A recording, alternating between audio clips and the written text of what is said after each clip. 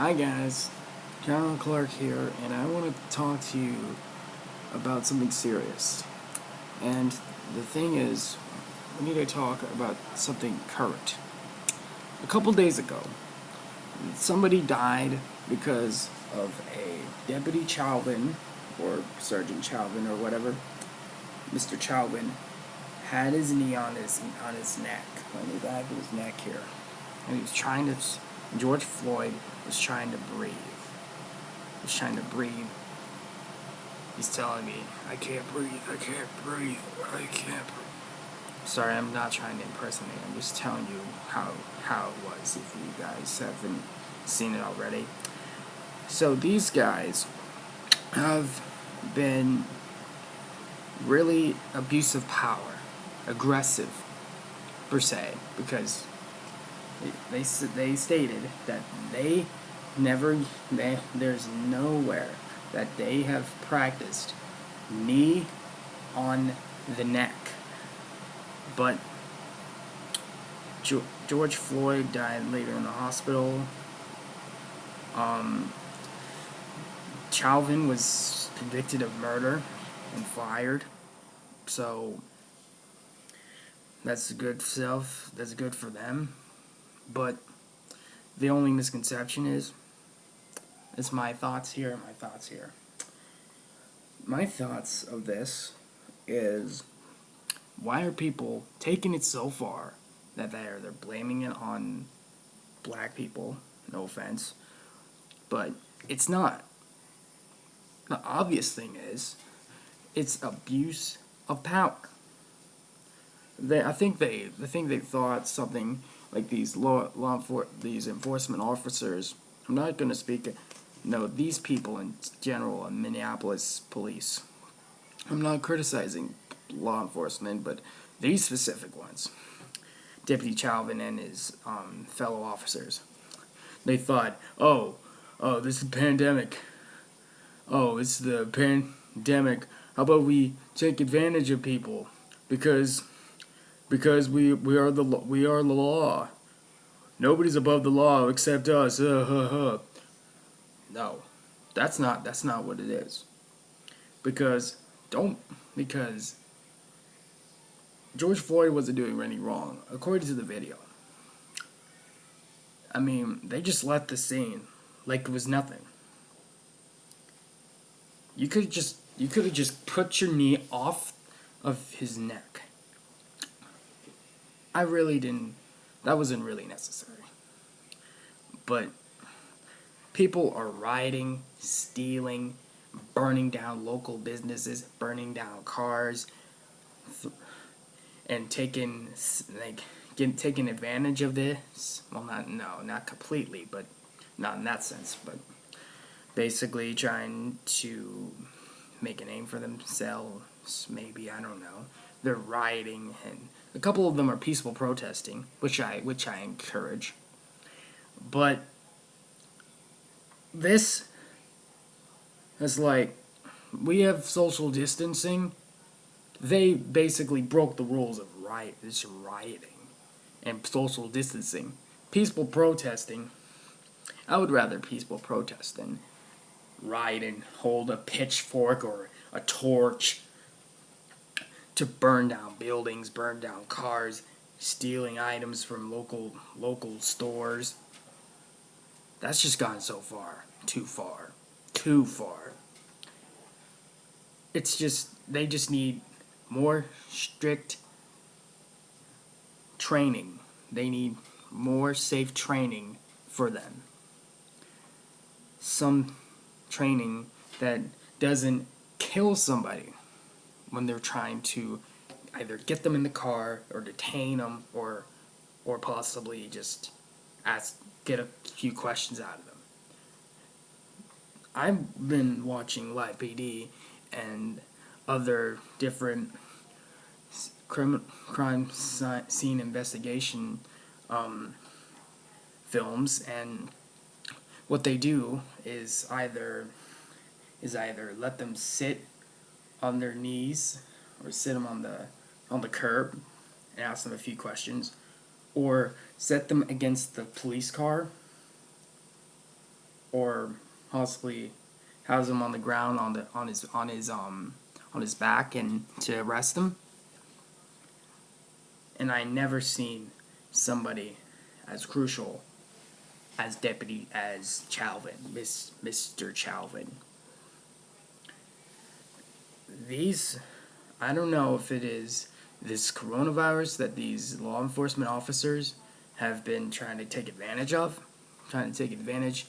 other people, or they're having a bad day, or they're having something really private. I'm not going to say per se private, trying to lay some stress off, just burn some stress off, lay out the stress on other people. That's my conceptions.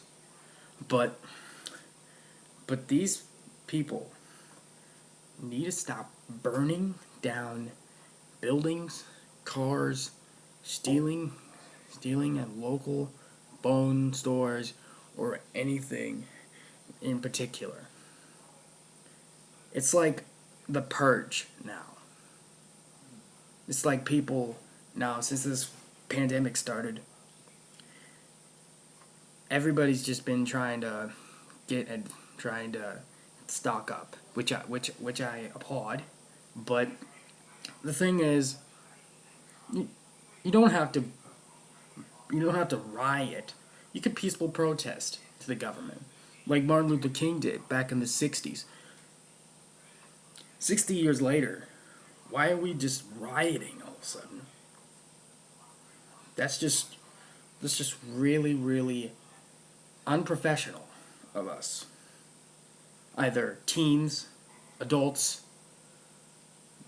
or even seniors, or whatever type of age. That's not really professional. All of us, we solved civil rights back in the '60s, the Civil Rights Act. But hopefully, this will be resolved sooner or later. Because I really want this world to be much more safer.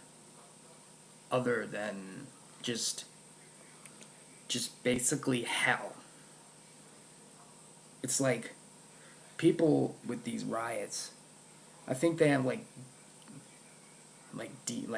tiny demons in their side their heads. Oh, why don't we just burn stuff down because oh, and let's just vandalize this business. Oh, let me write something down and let me light up a match and throw it into the local Target. No, don't you dare do that. I will land you a present. I know they have curfews, depending where you live. But you don't have to ignore curfew to riot and burn down local businesses. We are lucky that local businesses are still around during this pandemic. Some of them are shut down.